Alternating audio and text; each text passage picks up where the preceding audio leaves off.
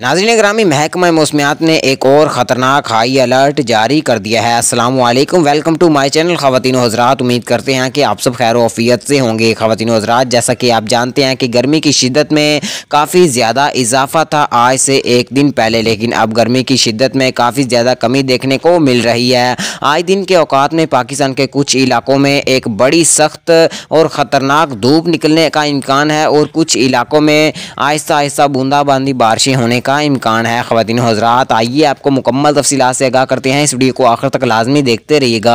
Video में आगे बढ़ने से पहले वीडियो को लाइक कर दें। मज़ीद अपडेट देखने और सुनने के लिए हमारे इस चैनल को सब्सक्राइब कर दें। ख़वातीन हज़रात और प्यारे पाकिस्तानियों, आपको बताता चलूँ, महकमा मौसमियात की ताज़ा तरीन और लेटेस्ट अपडेट का ये कहना है कि आज रात के औकात में पाकिस्तान के कुछ इलाकों में बारिश आने का इम्कान है और पाकिस्तान के कुछ इलाकों में आज दिन के औकात में खूब धूप निकले रहने का इम्कान है और धूप निकलने की वजह से काफ़ी इलाकों में हवस बनने का इम्कान है और काफ़ी इलाकों में मौसम खुशगवार रहने का इम्कान है।